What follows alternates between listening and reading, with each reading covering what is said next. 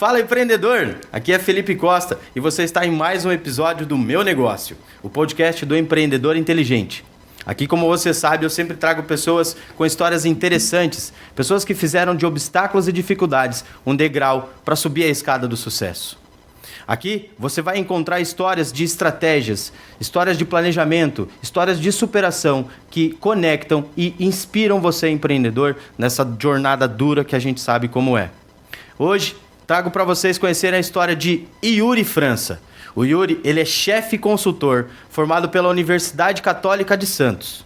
O Yuri também fez a pós em gestão de negócios de alimentos e bebidas pelo Senac. A especialidade dele é chegar nos restaurantes, colocar a ordem da entrada à saída e facilitar a vida de muitos empreendedores aí. Também é casado há mais de 10 anos, pai de 2 meninas maravilhosas, e ele se considera um caipira na cidade, alguém que não vê a hora de voltar para o interior e para a vida do sítio.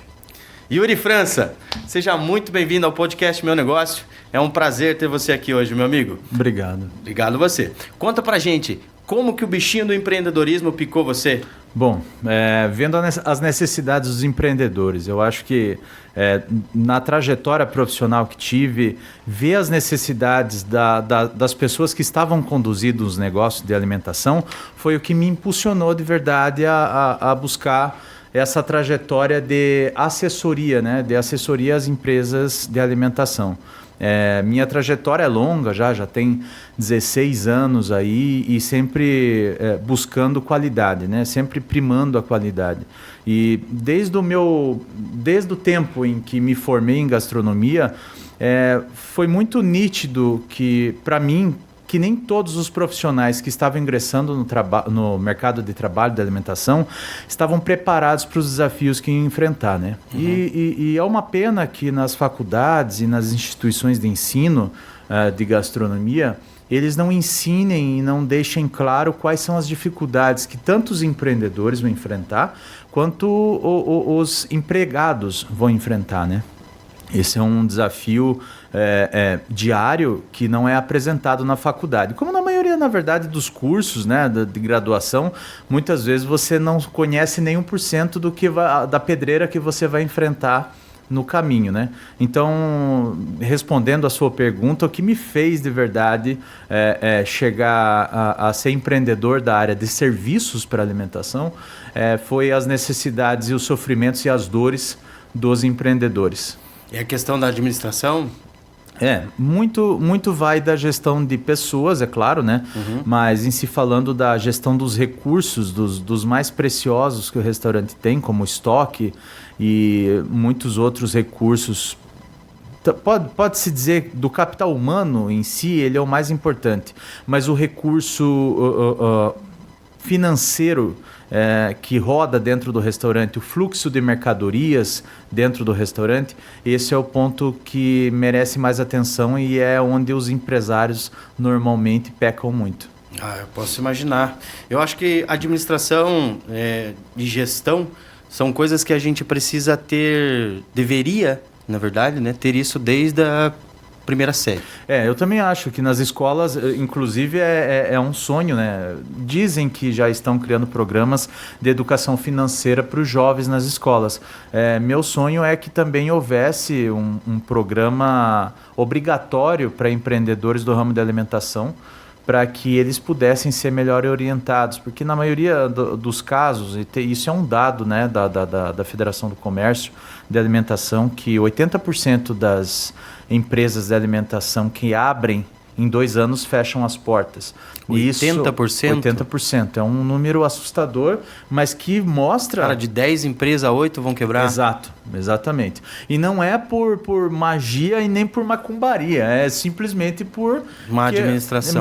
Má administração, de todos os recursos, sejam ele financeiro ou pessoas. Exato, exatamente. Então começa pela aquisição de mercadorias e termina no atendimento ao cliente. Infelizmente, os empresários do ramo de alimentação, eles pecam bastante nisso, mas não é por mera ignorância, é porque o mercado em si, ele absorve todas as empresas. No entanto, esses empresários, eles têm muito falta de instrução em relação ao quais são as melhores tomadas de decisão para se alcançar o sucesso nesse ramo. Por exemplo, entre os meus serviços eu presto a gestão de custos.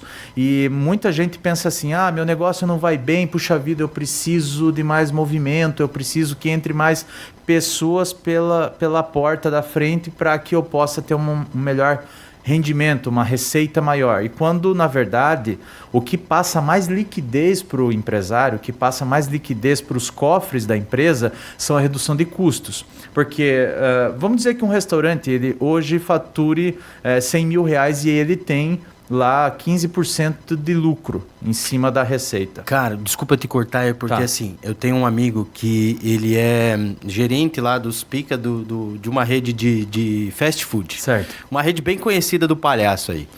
Esse cara, ele tá há 18 anos na empresa, ele assumiu agora essa parte como gestão.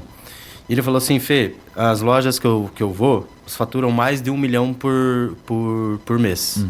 1 milhão por mês. Falei, cara, o bicho deve estar voando. Ele falou, cara, quando você acha que sobra de margem de lucro? Porque agora ele controla todas as planilhas, tudo. Falei, cara, eu acho que sendo pouco otimista, em 30%, talvez mais.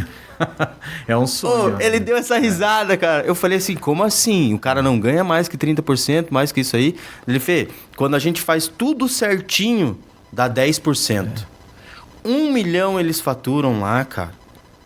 Falei, meu Deus, cara, como a margem é apertada. Para trazer de verdade só 100 mil, né? Para gerar só 100 mil. Lógico, para o dono do restaurante, ele vai ter 100 mil um restaurante, outro restaurante, ele tem meio milhão faturando lá, mas são 5 milhões, cara, sendo produzido de faturamento. Mas a gente tá falando de 10%, que muitas vezes 10%. é 50 mil de faturamento mensal, e não 1 milhão aí do restaurante. E daí o cara já tem um capital de juro muito, muito curto, tá bem apertado. Se ele erra a mão... Ele perde esses 10%, já vira uma conta muito um mês que vem. Fácil. E é exatamente nisso que eu estava dizendo, que a redução de custo, ela traz liquidez imediata, diferente da receita. Que é eu fechar as torneiras abertas, apagar a luz ali, o desperdício. Porque R$5 economizados são R$5 que você vai transformar em lucro. Porque se eu economizo R$5, vamos dizer que eu consigo economizar por prato isso, né? Em várias estratégias, evitando o desperdício, né? Como eu falei, desde o papel que eu compro, ao talher, ao atendimento, mas enfim, que eu comece a economizar só R$5 por prato, quantos pratos eu produzo por dia? Exato. Se você é um cara que vende lá 40 pratos por dia, vezes 5, já são R$200 aí por dia a mais de recursos que você pode usar. E dependendo do tamanho do valor do meu prato, né, cara? Se eu tô falando do restaurante popular aí, o que custa hoje um prato no restaurante popular? R$30, 25, R$30 em média.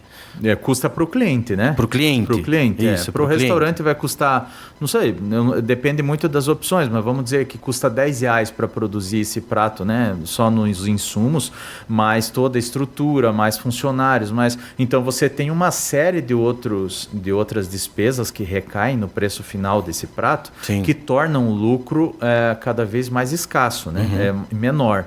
Então, eu sempre costumo dizer que o santo graal do empreendedorismo de alimentação é redução de custos. Sempre foi, sempre será, porque a margem é pequena, os empresários eles têm que ter noção de para onde o dinheiro está indo. Tem que saber como os recursos estão sendo usados e tem que ter noção de que estoque parado é dinheiro parado. Então, eu sempre digo que... E para o alimento não é só parado, é apodrecendo. Exatamente. Ainda tem essa questão da validade, né? Da usabilidade daquele produto.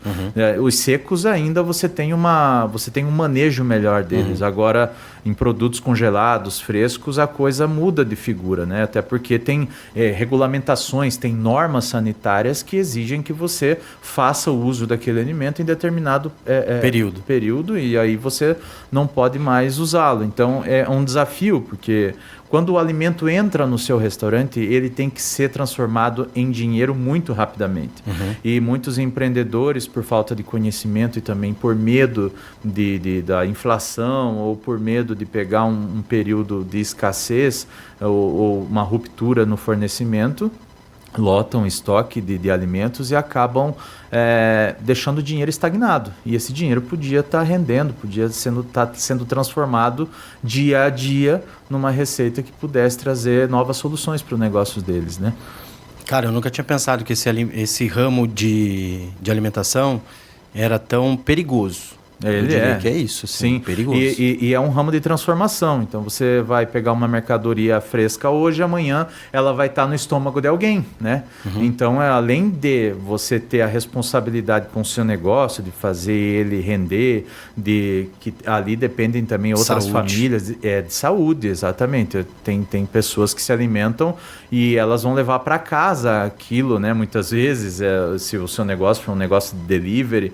Então é um problema não, é um caso sério de alimentação, né? É um mercado sério e que eu atuo há 15 anos e venho tendo, graças a Deus, bons resultados nesse setor, mas encontro muitos desafios porque nas empresas onde eu entro, as principais dores e as principais queixas dos empreendedores são mesmo controlar os custos. Como controlar as perdas de uma carne, por exemplo? Você compra 10 quilos de filé mignon, se você não tiver na sua ficha técnica, que é o documento onde você vai catalogar lá todas as transformações da carne que você comprou. Então, você vai comprar o filé mignon, você comprou 10 quilos, depois de beneficiado ele tem 7 quilos e aquele preço não é mais, o preço de venda da sua carne não é o preço que você comprou, e sim o preço pós-beneficiamento, né? Então, Cara, olha só. Então, eu já vi vários casos de empresas que estavam vendendo os produtos com base nos preços que pagavam na prateleira do mercado. E não é verdade. Parece tão óbvio. Parece tão óbvio, mas não é. Exatamente, parece óbvio. Porque você comprou por 5, vende. Você coloca lá, eu gastei 0,5 desses 5, então eu gastei 2,50 e pronto, né? Mas não é assim que funciona. A ficha técnica hoje é o instrumento mais importante do meu trabalho, por exemplo, dentro das cozinhas, porque é através dela que a gente dá o primeiro passo em direção à gestão de custos mais assertiva. Essa ferramenta foi você mesmo que desenvolveu? Não, a ficha técnica é uma ferramenta largamente utilizada no ramo de alimentação e ela serve para, primeiro, discriminar os ingredientes que você usa no seu prato, lá no seu preparo. E depois você vai colocar todas as medidas que você usa naquele prato com os devidos rendimentos daquela matéria-prima. Então, como eu dei o exemplo do filé mignon, vamos supor que você vai fazer um estrogonofe, você vai usar 3 ingredientes, o molho pomodoro, o creme de leite e o filé mignon. Uma receita bem básica para a gente fazer uma demonstração. Então, você vai pegar o filé mignon que você comprou a R$50, você perdeu uma parte dele no beneficiamento e essa parte que você perdeu, você vai ter que fazer uma correção do preço final, do quilo dele. Então, se você perdeu lá 20% do filé mignon, você me custou 20% a mais naquele preço. Isso, basicamente isso. Aí você vai gerar um fator de correção, né? Você vai pegar o peso bruto dividido pelo peso líquido e você vai ter um número mágico lá chamado fator de correção. E ele você vai multiplicar e obter o preço real do quilo daquele alimento que você comprou lá, a R$50, no caso do filé mignon. E com as outras matérias-primas também. Se ela não tem perda, então ela vai ser o preço original. Senão, ela vai ter uma correção. E daí você vai, conforme você vai preparando o prato, você vai somando todos esses valores. Você vai adicionar alho, você vai adicionar cebola. A cebola, por exemplo, ela tem um aproveitamento de 80%, não é 100%. Casca. Né? Então, considerando tudo isso, você tem o que nós chamamos de CMV, que é o custo da mercadoria vendida. Quanto efetivamente custa aquele prato para ser vendido, mas apenas com os itens que vão diretamente no prato, compreende? Então, tirando funcionário, tirando luz, gás, tirando impostos, o CMV é o que você realmente utiliza para confeccionar aquele prato ali. Então, depois de você atingir essa marca, conseguir definir o que é o seu CMV daquele prato, então a partir daí você usa para métodos de precificação, que também é um dos desafios que eu tenho encontrado bastante no mercado de alimentação, que o empreendedor normalmente, ele além de fazer uma precificação errada, ele usa um CMV base errado. Então ele não acaba vendo resultados e vai se frustrando cada vez mais. Então o empreendedor brasileiro ele já tem desafios com alta carga de impostos, ele já tem o desafio de começar o empreendimento muitas vezes sem o devido acompanhamento, né, de empresas como o Sebrae, de consultorias que trazem aí um suporte grande de experiência de mercado sólido para esse empreendedor crescer, e também eles não vêm com capital de giro. Então o que acontece? Eles dependem do faturamento de hoje para comprar para a semana os insumos para continuar vendendo, entendeu? E aí se ele erra nessa semana, exato, ele tem com essa margem curtíssima e apertada que ele tem. Exatamente. Então o empreendedor brasileiro, a maioria deles tem esse desafio da falta de recurso, da falta de instrução de como manipular essas contas todas e fazer com que os números fiquem a favor dele, né? Não, porque só essa pequena conversa que a gente está tendo até o momento já me abriu a cabeça para tantas outras perguntas. Porque, assim, aquilo que parecia óbvio para mim, agora me faz pensar até na questão do gás que é utilizado. Então. Né? Como é que eu vou cuidar disso? Dependendo do prato, às vezes... Cara, eu não sei, pode ser bobagem da minha parte que eu vou falar agora, mas às vezes eu acho que até o clima do momento pode interferir no tempo de cozimento de um alimento. O clima pode interferir, mas não é um fator preponderante. Ele não vai ser decisivo. Mas a sazonalidade, sim. A estação define muito no preço de um prato e no preço de um ingrediente, né? Se você é um restaurante especializado em peixe, você vai sofrer muita variação de preço na compra de mercadorias durante o ano todo, né? Tem épocas boas e tem épocas ruins para pescados. E principalmente tem épocas que esse determinado tipo de pescado não é vendido, né? Tem peixes que sofrem aí com o período de desova, de reprodução. Então tem o caso da tainha em Santa Catarina, o caso do robalo também na região sul e sudeste. Então você tem uma ruptura no fornecimento dessa matéria-prima por conta da sazonalidade. Você está acostumado, de repente você está pagando R$8 no quilo do tomate. Aliás, você está pagando lá R$4, daqui a pouco está 8, está 12, está 15. Sim, e é um dos desafios pelos quais o empreendedor de alimento passa diariamente a inflação, né?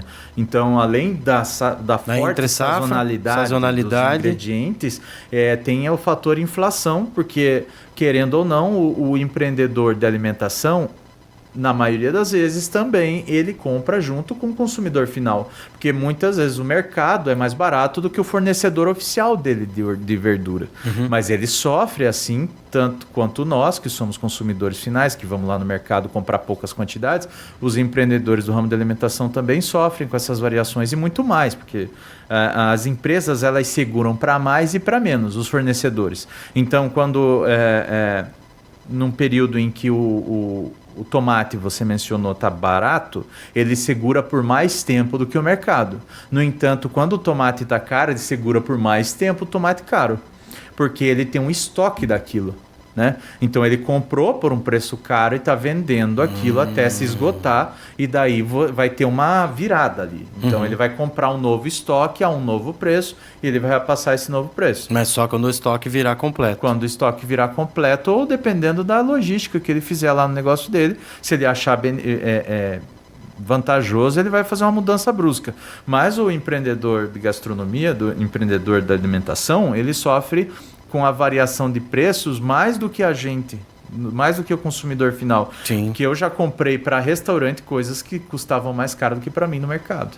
Mas por quê? Porque a gente tinha um fornecimento, já uma relação tão estreita com aquele fornecedor, que sabia que aquela variação positiva ia durar pouco tempo, e daí logo ele ia compensar a gente mais para frente com bonificações e tudo mais. Mas enfim, o empreendedor de alimentação também sofre muito com isso. Os altos custos para produzir esses pratos, né? Além de todos os outros, como, por exemplo, as novas exigências dos consumidores. Antigamente, antigamente não, há 5 anos atrás, você ainda vendia uma gastronomia clássica, daqueles pratos mais pesados, pratos mais gordurosos, untuosos e tudo mais. Hoje o mercado, as novas tendências de alimentação atrás de comidas mais saudáveis, processos mais sustentáveis de produção, fazem com que você tenha que fazer adaptações cada vez mais frequentes no seu cardápio para atender essa nova leva de consumidores que querem bons preços, ótima qualidade, com uma boa apresentação, com equilíbrio nutricional e que seja rápido. Então, você atender no presencial essas pessoas é bem desafiador. E é um dos motivos pelos quais os empreendedores vêm mudando estratégias para alcançar esses clientes, porque precisa comunicar exatamente o que os clientes querem ouvir, né? Então, o mercado de gastronomia, os consumidores buscam cada vez mais saúde. E se você não vende hoje saúde, você precisa mostrar um valor muito forte do que você oferece para que essas pessoas continuem te dando lucro, para que você continue tendo cliente, né? Esse é um aspecto importante também, a comunicação que você entende bem e que se você hoje em dia, hoje no mercado que a gente enfrenta, com alta competitividade, você não souber comunicar, você está vários passos atrás já. Não, às vezes você entra num restaurante e a comida nem é tão boa assim, mas o atendimento a comida fica até mais gostosa. Exato. Às vezes você nem liga para a apresentação do restaurante, a condição, se você é bem atendido ali logo desde o começo. Mas, cara, deixa eu te falar assim, ó. Tá. Se eu sou um empreendedor e eu tô ouvindo o que a gente está falando, e eu tô pensando em investir no ramo de alimento, eu quero correr. Porque fiquei assustado. Mas agora fala para mim, porque com 16 anos de experiência nesse mercado, e a gente sabe que é um mercado que existem muitas pessoas começando, como você bem falou agora, né? Tem gente que abre empresa aí e infelizmente fecha isso muito rápido. O que dá na cabeça desses empreendedores? Qual que é o motivo que levam vocês a passar por todas essas dificuldades para servir alimento para as pessoas? O que por trás tem de especial? O que leva o cara, sabendo dessas dificuldades que ele vai enfrentar, o que inspira alguém a ser dono de algum restaurante nessa parte de alimentos e bebidas? Olha, o que inspira, já não posso dizer porque cada um encontra inspiração em lugares diferentes. Mas para mim que vendo soluções, que crio soluções, e a minha empresa hoje de prestação de serviço vende soluções para o ramo de alimentação, eu sempre acompanho donos de restaurante e na maioria dos casos são pessoas que apreciam muito comida, são bons vivants, são aí proprietários de outras empresas, de outros setores. Não estou generalizando, tá? Porque tem muita gente aplicada realmente que abre empresa atrás de empresa em várias tipologias de restaurante, mas que são do meio há muito tempo. Isso aí são pessoas que não estão para brincadeira. Tem muito, claro, todo ramo tem aventureiro. O ramo de gastronomia é o que mais tem aventureiro. Mas as inspirações que buscam essas pessoas porque muitas vezes elas já conquistaram um padrão de vida excelente e querem abrir um restaurante para poder receber amigos, familiares, conhecidos, políticos, fazer reuniões, planejar eventos e tudo mais. E também tem aquelas pessoas que estão buscando ampliar seu faturamento, seu rendimento, diversificando a tipologia do seu restaurante. Então vamos explicar o que é diversificar a tipologia. Hoje você tem uma padaria e você viu que existe uma fatia de mercado não explorada no ramo de buffet. Então você vai lá, cria um buffet saudável, conforme as demandas atuais dos consumidores, e você vai lá comer uma fatia daquele bolo, daquele mercado, porque para você está favorável, você está com capital, sua empresa tem crédito no mercado, então para você ampliar fica mais fácil, né? Já tem outros empreendedores, aqueles que não têm tanto aporte financeiro, que buscam um acréscimo de renda ou a única fonte de renda, por exemplo, que são as dark kitchens. São as cozinhas que ficam nas coxias do cenário gastronômico, só produzindo produtos para delivery. Então, esses caras são inspirados pelo quê? Pela renda, né? Eu falei, eu vou buscar uma fonte de renda numa coisa que é segura, porque todo mundo precisa comer, né? E querendo ou não, produzir numa cozinha de delivery, o custo é baixíssimo. Então, nesse espaço aqui onde a gente está gravando, nesse estúdio, a gente poderia montar uma cozinha dark kitchen aqui para produzir hambúrguer. Ou aí eu tenho uma margem maior nessa cozinha. Você tem uma margem maior, no entanto, você tem uma centralização maior de mão de obra. Tudo vai recair em você, porque você é um empreendedor individual, vamos dizer.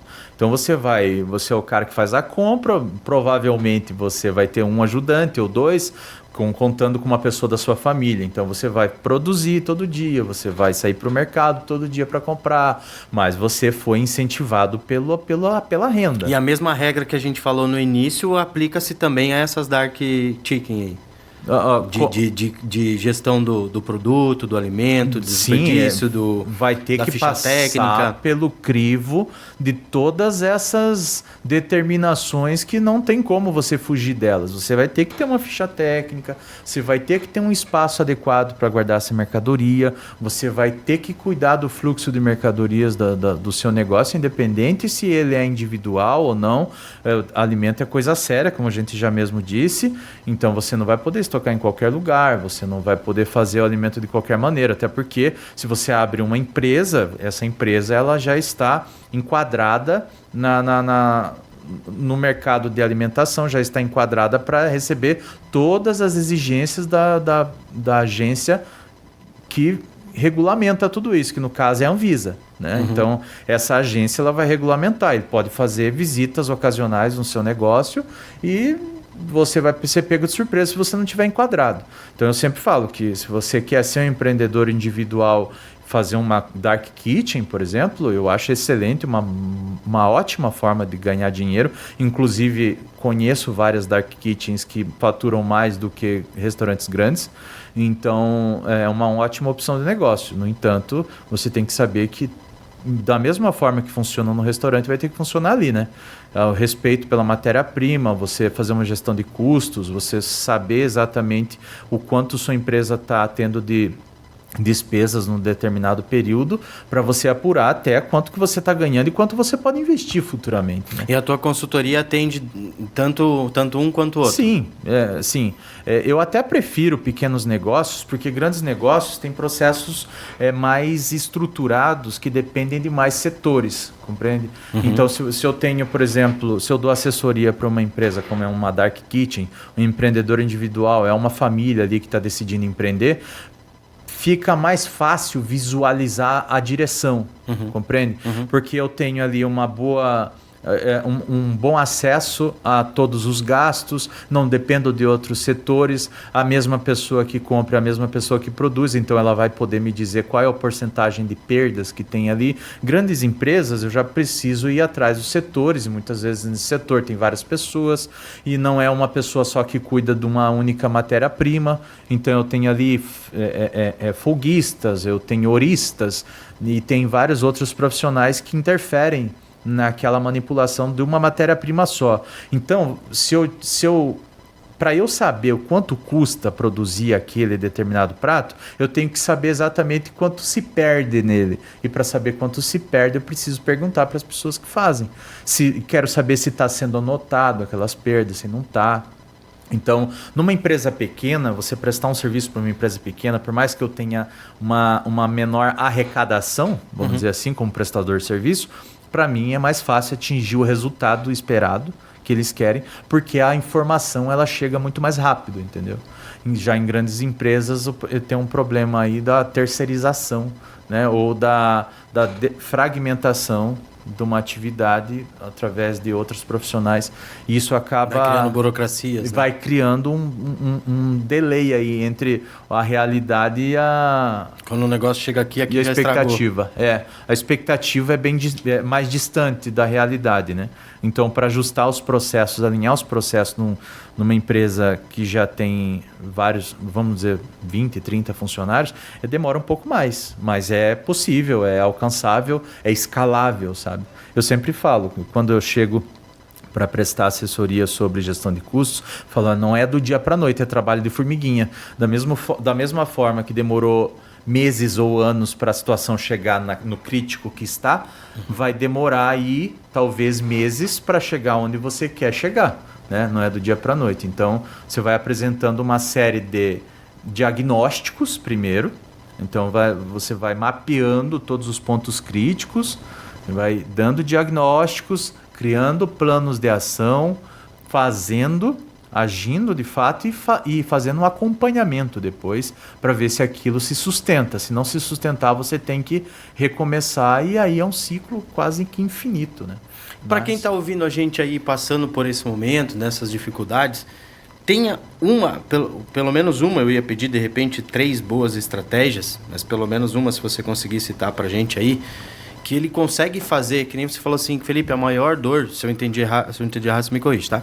A maior dor é a questão dessa gestão de custo, evitar desperdícios, saber calcular as coisas, né? Para que você não crie um preço ali errado, que a tua margem já é curta, enfim. Então, que estratégias, de que forma que o empreendedor aqui do ramo que está te ouvindo, ele pode, passando por essa dificuldade, olhar para o comércio dele e fazer algo, tipo assim, fechar o ralo, corrigir alguma postura, dentro dessa sua expertise, dos seus anos de carreira, os clientes que você já entendeu. O que você vê que é mais senso comum? Que se o cara... É muito fácil deles errarem nesse ponto e também muito fácil de corrigir. Felipe, o que eu mais vejo nas empresas é isso aqui e aí o cara precisa fazer isso e ele já vai ter um resultado do dia para a noite. Certo. Então, a primeira coisa que eu recomendo é avaliar se o que você está oferecendo é exatamente o que o seu cliente quer. Muitas vezes, o empreendedor ele vai buscar algo que ele simpatize, mas que ele não viu uma necessidade no mercado, né?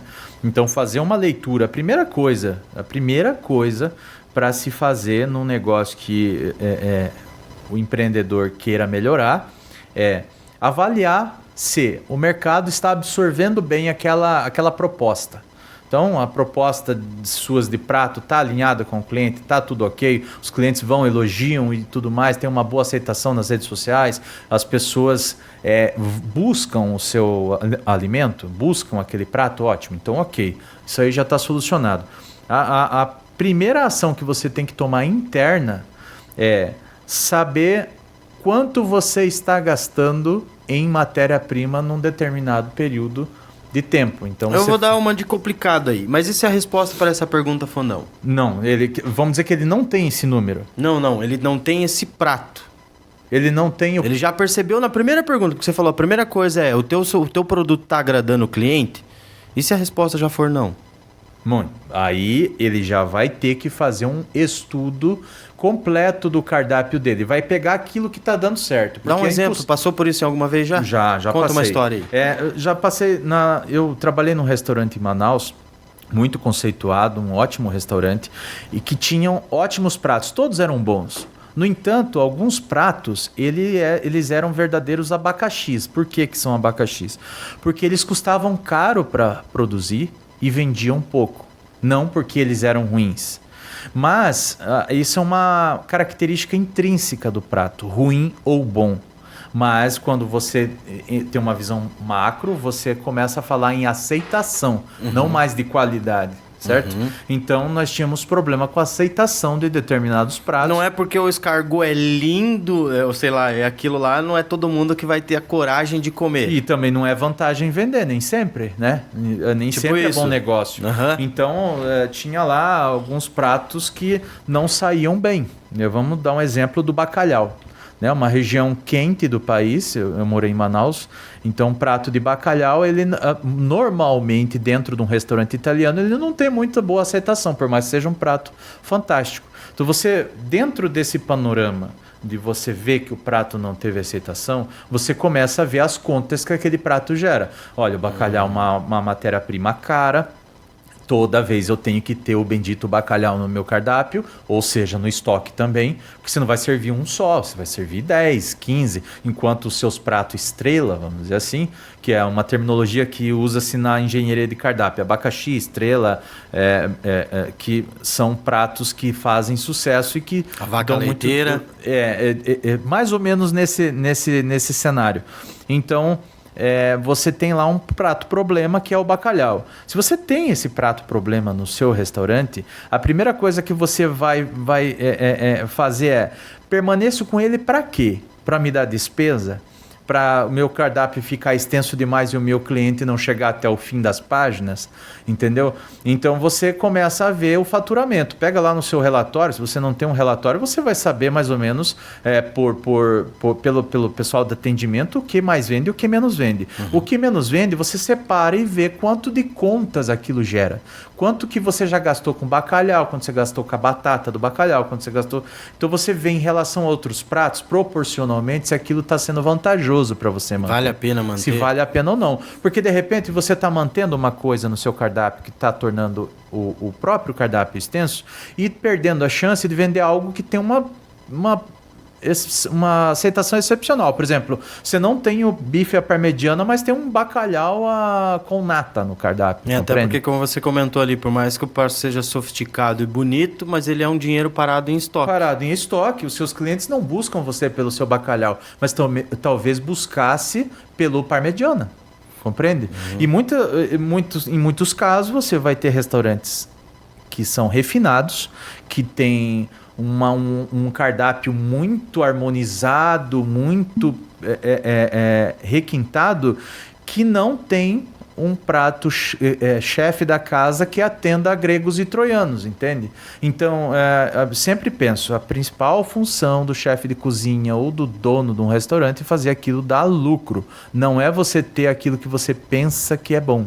Então, a minha estratégia, primeira, para ser bem sucinto, é definir aquilo que não sai do seu cardápio. Se a resposta foi não no início, né? Não tenho lá uma boa aceitação. Então, você pega aquilo que não foi aceito, reflita, não tenha dó, não se apegue a pratos vêm e vão e às vezes são até frutos da moda da época que você colocou no cardápio e tire sem dó. E faça uma avaliação do que os seus clientes querem. Faça uma avaliação interna, uma avaliação de preferências do seu cliente. Pega um formuláriozinho pequeno lá, dá uma cortesia.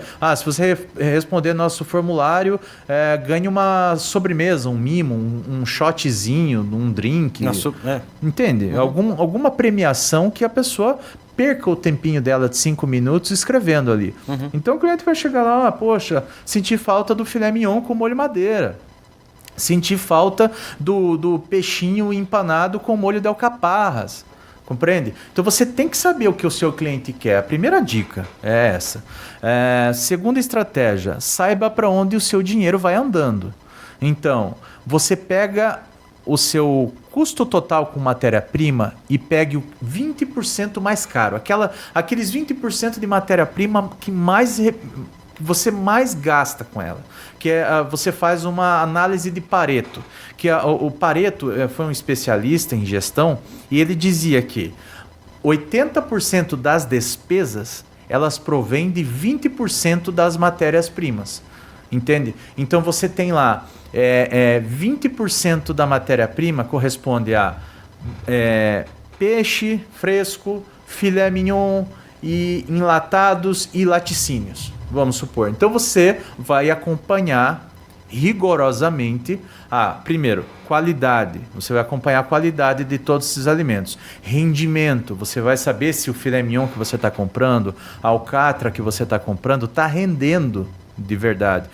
Quantos por cento está tendo de perda? Porque se você avaliar na sua análise que o filé mignon está perdendo 30%, você muda de fornecedor, você começa a testar outras marcas.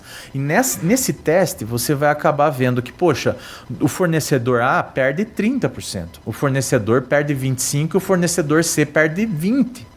Então são 10% a menos de perdas. Isso significa que se você gasta 10 mil reais por mês em filé mignon, R$1.000 vieram para o seu bolso automaticamente sem você fazer nada. R$1.000 que antes estavam indo para o lixo. Indo para o lixo, exatamente. Então são contas como essa que... Literalmente, né? Limpando aqui, lixo. Pro lixo, totalmente pro lixo.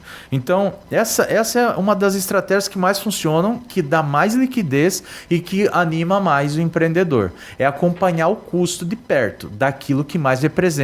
E os 80% restante são as menores custos. Embalagem, cebola, alho, cenoura, outros legumes e outras matérias-primas ou produtos que não representam tanto. Mas aqueles 20%, pelo menos, você tem que estar igual um policial em cima, verificando qualidade, rendimento, aproveitamento e conseguir fazer com que aquela matéria-prima tenha uma boa destinação. Ou seja, você vai criar um processo para essas matérias-primas. Você tem um queijo caro no seu estabelecimento, então você vai fazer o quê? Esmiuçar o processo dele para que não tenha desperdício mesmo depois da manipulação. Ou seja, o filé mignon, você vai deixar ele descongelado, todo ele, dentro da sua bancada, no balcão, ou descongelado na geladeira? Não. Você vai porcionar, vai em porções individuais, vai colocar num saquinho plástico, ou vai colocar numa seladora a vácuo, vai congelar, só vai tirar de lá o necessário. Então você está tendo 0% de perda. Né? No laticínio, por exemplo, você vai pegar o seu queijo. O que você faz com o queijo normalmente quando chega? Eu só ralo ele, coloco lá em várias caixas e vou deixando para a galera usar.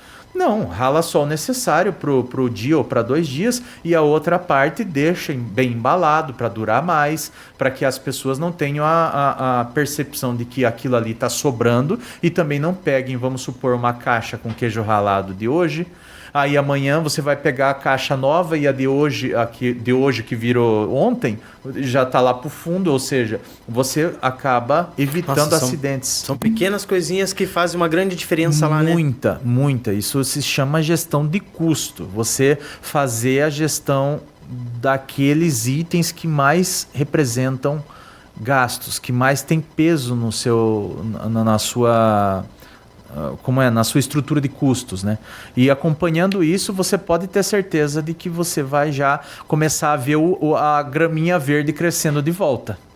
Porque eu faço analogia com a construção de um muro. Se você precisa construir um muro em linha reta, mas na hora que você está começando, você erra 1 grauzinho para um lado que seja, quando você terminar aquele muro lá, se ele tiver 100 metros, cara, ele vai ser praticamente uma diagonal. Exato. Né? Então, nesse mesmo caminho ali, se eu aplico isso à gestão de alimentos, se eu começo e eu erro alguma coisa ali, no começo, lá na frente, esse pequeno erro vai um rombo gigantesco. Tem um exemplo... E a mesma coisa se eu fizer do jeito certo. Se eu fizer um ajuste pequeno aqui e manter, lá na frente vai fazer uma grande diferença. Faz muita diferença. O resultado, ele vem...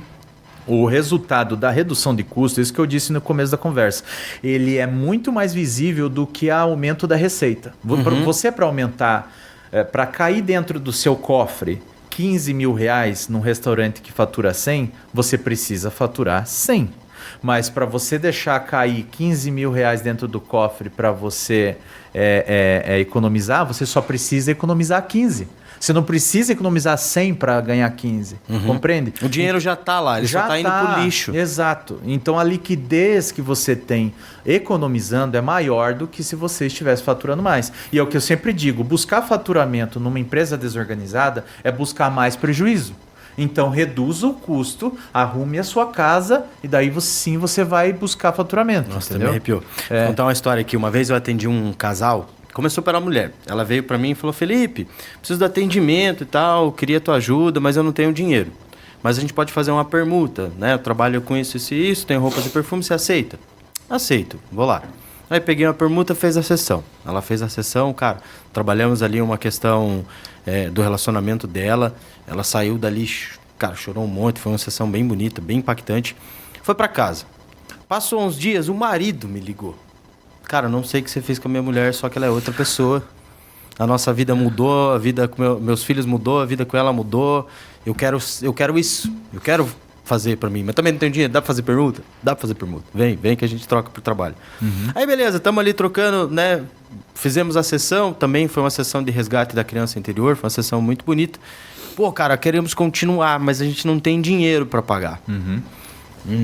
Vamos fazer uma análise rápida aí da tua vida. Vamos trocar uma ideia como é que são a sua organização. Aí papo vai, papo vem, descobri que a família... Uma família de 2 adultos e 3 adolescentes. 5 pessoas na casa. 3 adolescentes, fase de crescimento. Essa família, os filhos até que não, mas os pais até estavam meio acima do peso. Aí falaram pra mim, Felipe, a gente come pizza 2 vezes na semana. Pizza 2 vezes na semana. Cara, quanto custa uma pizza pra 5 pessoas? Vamos brincar aí hoje? 120 pila, 130? Para quantas pessoas? Para 5. Ah, é ir para mais, né? Daí para mais, né? Sendo gentil, né? A gente calculou ali R$150, que é o que eles estavam gastando por pedido de pizza, com os refrigerantes e tal, entrega em casa. R$150. 2 vezes por semana? 2 vezes por semana. 300 pila por mês. Faz vezes 4. R$1.200, né? E não tinha dinheiro para pagar a sessão. Cara, foi uma pequena correção que a gente fez ali, porque daí, assim, proibiu-se a pizza, ficou proibida. Depois de um mês que a pizza estava proibida, aí o que a gente fez? A gente liberou a pizza uma vez na semana, comprado, mas eles podiam, entre eles, fazer essa pizza. Falei, cara, coinonia, junta a tua família, compra massa pronta. Isso. Pega lá os ingredientes, coloca um para cortar aqui, o outro para passar o molho na pizza, o outro para colocar os ingredientes, um vai ajudando. Você vai ver que a pizza vai ficar muito mais saborosa. Verdade. Vocês vão economizar muito e vocês vão comer a pizza que todo mundo quer. E criaram uma conexão ainda. Criaram uma conexão. Então, exatamente. Daí, o que aconteceu? Por essa pequena atitude, essa pequena mudança que eles fizeram no questão alimentar ali, cara, começaram a treinar, porque sobrou dinheiro, né? Lógico. Sobrou dinheiro, tava desperdiçando em pizza. Aí sobrou dinheiro para começar a treinar, sobrou dinheiro para colocar carro que estava atrasado em dia, sobrou dinheiro para começar outros projetos, sobrou dinheiro para reformar a casa. Uma pequena atitude. O dinheiro tá lá. Isso, exatamente. O dinheiro já tá lá, mas a gente não consegue ver porque tá jogando fora em pequenas ações que a gente não tem nem noção, né? Exatamente. E no negócio de alimentação é exatamente isso aí. Tô falando então, principalmente do negócio de alimentação. A sua analogia foi para isso. Isso. Porque quando você deixa de jogar no lixo, você tem um recurso que pode ser transformado, que a gente falou no início. Você transformar, é uma empresa de transformação, né? E é o que acontece com o alimento, né? É a mágica. Cara, essa é uma conversa que a gente precisa... Vai estender, vai ter edição 2 aqui, porque tem muita pergunta que eu quero fazer, tem muita coisa que a gente precisa conversar, que eu quero saber, mas não vai ficar... Para esse episódio vai ficar pouco. Então depois deixa ali no teu comentário, caso você queira já saber as perguntas para o próximo episódio, a gente já vai colocar lá. Cara, como é que você começou com isso, assim? Da onde que surgiu essa paixão por alimentos na tua vida? Como que você se tornou um chefe gastronômico e consultor? Certo. Eu diria que não foi exatamente por paixão, mas foi por aptidão. Que eu penso que a gente tem que fazer aquilo que é bom no que faz. Mas você não precisa exatamente ser apaixonado pelo que faz. Entendi. Mas você tem que ser bom. E você tem que acabar gostando daquilo que você faz, né? Porque senão deixa de ser uma paixão, né, cara? Exato. Então você tem um interesse por trás daquilo que você está falando condicionado à paixão. Então já é um problema. Para mim não foi um negócio de paixão, foi aptidão. Eu tinha aptidão para fazer e fui lá e fiz. Fiz a faculdade porque me disseram que eu cozinhava bem e falei, vamos ver se eu cozinho bem mesmo. Então fui lá, fiz uma faculdade para quê? Para me engajar, para me adequar ao mercado de trabalho, né? Porque não dá para sair por aí trabalhando mesmo sendo um cozinheiro. Todo mundo tem um pouco de cozinheiro, mas trabalhar com isso é outra coisa, né? Então fui lá e busquei a faculdade de gastronomia para me profissionalizar. Então durante esse processo, enquanto eu estava na faculdade, conheci ótimos professores e eles gostaram bastante de mim, gostaram da minha desenvoltura na sala de aula e foram me indicando trabalhos, né? Eu trabalhei um pouco num resort, trabalhei um pouco numa pizzaria, depois fui lá para uma rotisseria e daí fui ganhando experiência que me ajudou muito a concluir a faculdade. Inclusive minhas horas de estágio foram também trabalhadas, então eu já ganhei em cima das minhas horas de estágio e isso foi muito bom para mim, mas também me ajudou a entender melhor o que é o campo de gastronomia e onde eu estava me enfiando, né? Porque, como eu disse para você, na faculdade ninguém ensina as dificuldades, você vai passar pelo caminho, mas também tem muitos prazeres. A gente só falou de desafios, problemas, porque vem da convivência do profissional da área, mas para mim também teve muitos prazeres, teve bons amigos que fiz nessa área, fora a oportunidade de sempre provar gustativamente algo novo. de estar em contato com matéria-prima boa, de você conhecer bons chefes, de você ir até onde a matéria-prima está, conhecer os animais, conhecer plantas, ervas e tudo mais. Então, para mim, isso foi me encantando, né? E depois de um tempo, isso foi virando um hábito de se fazer, porque vai ficando fácil depois você vai repetindo, né? Uhum. Então vai ficando fácil cozinhar, vai ficando fácil fazer as coisas. E daí foi que eu comecei a ver, poxa, mas cozinhar não é só isso. Cozinhar vai além de eu estar com a mão na massa. Cozinhar e saber lidar com o alimento é também entender o processo todo, sabe? Desde o plantio, o recebimento, manipulação, armazenamento, preparo, serviço e a satisfação do cliente no final, quando sai pela porta da frente do seu estabelecimento, lhe promovendo ou te criticando, né? Então, a gente tem promotores e detratores o tempo todo dos negócios de alimentação. E o que me fascinou nesse ramo foi essa condição de eterno aprendizado, né? A gente nunca sabe o bastante, você acha que sabe, daqui a pouco você encontra um cara ali que, nossa, te surpreende de 10 maneiras diferentes. E para mim, conhecer esses profissionais foi muito gratificante. Também, claro, conheci pessoas que não são exemplo, mas daí servem para gente como parâmetro do que não ser, né? E acho que o que me levou, de fato, a executar esse trabalho que eu faço hoje foi aptidão.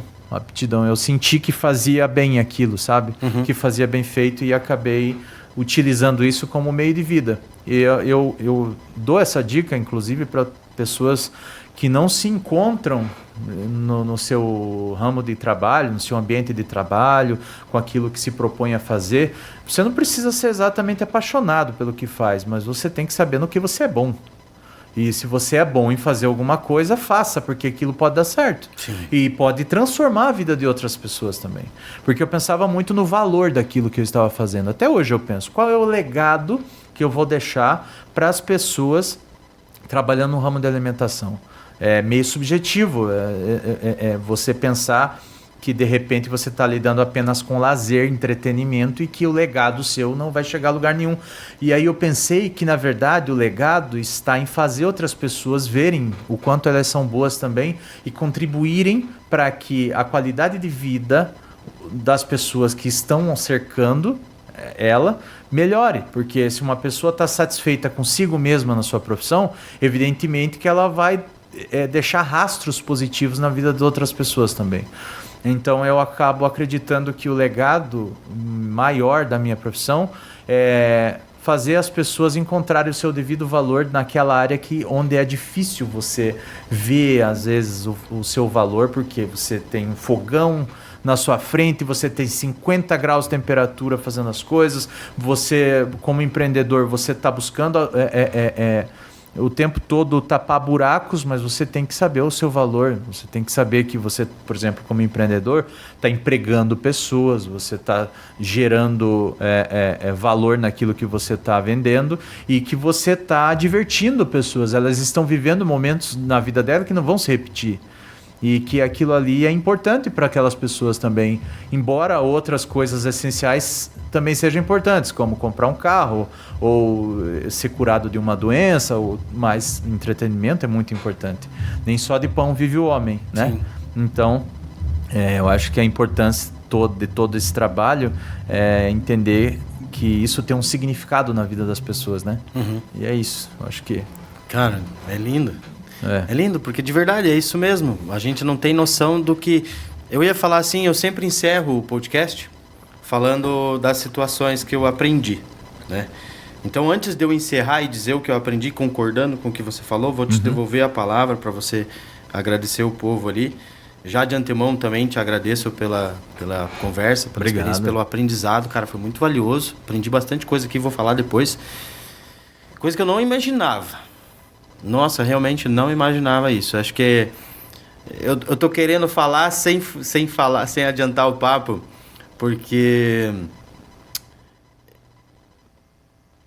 é sobre isso, cara. São pequenas atitudes que causam um impacto absurdo lá na frente. Né? Com Então certeza. você trouxe isso desde o começo da nossa conversa. Já vou adiantar o papo aqui então para quem está olhando. O que eu aprendi aqui hoje foi isso. Né? E a forma como você descreveu a sua aptidão e o legado que você deixa só vem confirmar tudo isso. Né? O aprendizado que eu tenho, sempre falo do aprendizado da conversa, é que pequenas atitudes podem fazer um grande impacto na sua vida. Com certeza. Seja por positivo ou por negativo. Aquilo que a gente até conversou um pouco antes por telefone, às vezes 1 hora por dia que você dedica aqui, no final do mês, quanto tempo você tem em horas dedicadas? Né? Vai fazer um esforço. E no final de 1 ano, quanto tempo valeu essas horas dedicadas? Mas aí a gente deixa de fazer o pouco, ou porque às vezes não tem conhecimento, ou porque às vezes nem percebe que é esse pouco que vai fazer a diferença lá na frente. E aí serve para o ramo alimentício e serve, como você falou, para o legado. Porque você falou para mim assim, poxa, Fê, vocês têm noção de que 8 empresas do ramo alimentício fecham em menos de um ano, você falou? De 2, né? 2 anos. Em menos de 2 anos. Eu sei que, em média, no Brasil, a cada 10 empresas que abrem, 8 fecham em 3 anos. Né? No ramo de alimentação, a estatística é um pouco mais cruel, assim. É em 2 anos. É É 2 absurdo, anos. cara. Sim. É absurdo. Então, e como você falou assim, hoje o teu trabalho faz com que esse número possa diminuir para 6, Sim, para 5. com certeza. E aí, como que é o que você falou, cara, não é só a empresa, são as famílias que esse empreendedor está provendo, são as experiências de entretenimento que esse prato está gerando nas pessoas. E as expectativas de vida de quem trabalha lá. Porque se você tem uma empresa que dá lucro, você acaba gerando mais qualidade de vida para as pessoas que trabalham lá, né? Você vai promover um cara, você vai aumentar o salário dele. As pessoas que estão trabalhando lá, elas vão sentir mais prazer de trabalhar lá, porque tem um ambiente vindouro, né? Próspero. Então, você trazer essa nova cultura, vamos dizer assim, e não é um trabalho fácil, é um trabalho de formiguinha mesmo, é gratificante, sabe? Você vê a transformação do que era para o que está e para o que virá. Você abriu possibilidades para o que virá, né? Senão, o que virá não viria e acabasse tudo lá atrás. O que viria seria outra coisa, né? Portas fechando, assim. E que é uma cena muito triste, né, cara? Não sei se já passou por isso, às vezes, em algum restaurante, provavelmente. Mas é muito triste ver essa cena acontecer, de uma empresa fechar. E que bom que você seguiu essa sua aptidão, que você teve essa coragem, essa ousadia, cara. Que Deus continue abençoando você e sua família cada dia mais, para que você continue trazendo esse trabalho, essas soluções para os empreendedores. E volto aqui a te dizer, eu nunca imaginava, eu acho que boa parte das ouvintes também não imaginava quão difícil é para os empreendedores do ramo alimentício. Acho que agora, então, está na hora da gente dar um pouco mais de valor também para essas experiências gastronômicas, né? Para os lugares onde a gente vai. Às vezes a gente reclama um pouco de pagar, sei lá, um pouco mais aí num prato de comida, falar, nossa, a pessoa está ficando milionária, minhas costas nem... Já deu para perceber que não é assim. Não. E eu, quando lá atrás te perguntei sobre o que leva as pessoas a escolherem esse ramo, né? Qual que seria eu até esqueci a palavra que eu usei anteriormente. A inspiração. A inspiração, porque eu trabalhei como garçom uma boa parte da minha vida. Eu comecei a minha carreira no comércio como garçom. Agradeço muito até, inclusive, Luciano Zaina. Se um dia você assistir esse episódio, cara, eu sou muito grato por tudo que você me ensinou naquela cafeteria. Esse cara é fantástico, velho. É um cara muito exigente. Ele me explicou desde o detalhe do rodapé até a posição da luz batendo sobre a mesa onde eu servi o prato, porque o prato tinha que entrar de um jeito que combinava com a luz ali, assim. Um detalhe atrás do outro que fazia a experiência de quem estava ali grandiosa. Então, eu comecei por isso. E eu aprendi ali como é bom servir.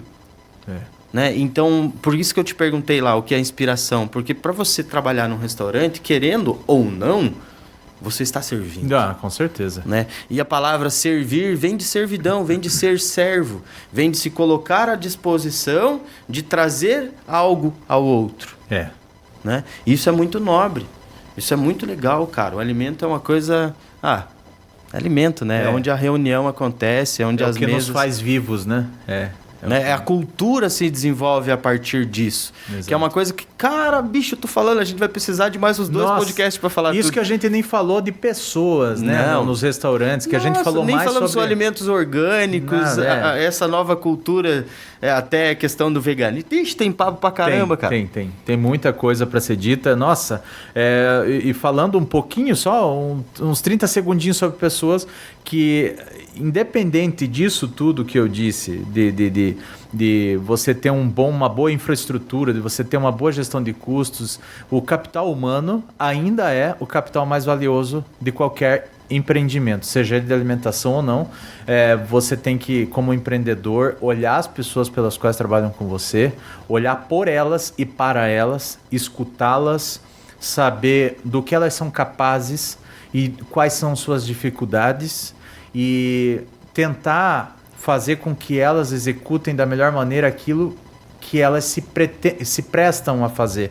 Porque muitas vezes você está subutilizando um baita potencial e você está estragando um baita potencial por não estar escutando essa pessoa. Então, escute as pessoas que trabalham com você, trate-as melhor, seja gentil com elas, porque isso é um meio de ter lucro e de ter sucesso.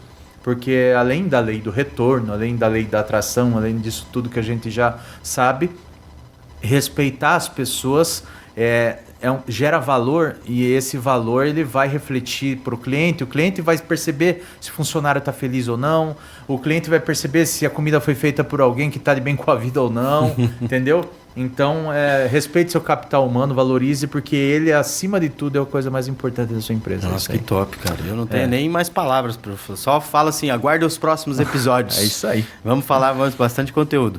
Yuri, irmão, gratidão pela tua presença. Eu que agradeço. Obrigado pela aula aqui hoje. Imagina. Pô, arrasou, mano. Deixa, Obrigado. Por favor, aqui nessa câmera tuas redes sociais, para quem quiser contratar os seus serviços, qual que é teu arroba aí, teu site, se tiver. Legal. Bom, o meu Instagram é Yuri L. Franca, né? Para quem quiser me seguir lá, vai ser um prazer.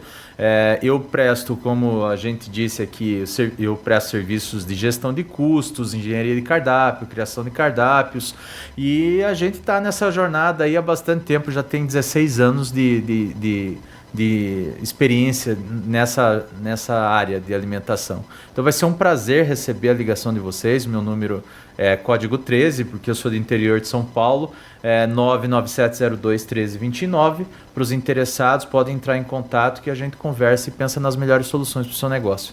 Tá bom? Yuri, Lincoln, França. É isso aí. O cara é marqueteiro, vocês viram? Que massa. Yuri, gratidão pela tua presença. Obrigado a todos vocês que nos acompanharam em mais um episódio do Meu Negócio. É um prazer tê-los você aqui. Deixe suas críticas, sugestões, comentários. Clica no botão de curtir, se inscreva no canal e compartilha isso para os seus amigos. Muito obrigado por nos acompanhar até aqui. Nos vemos no próximo episódio. Até breve. Valeu.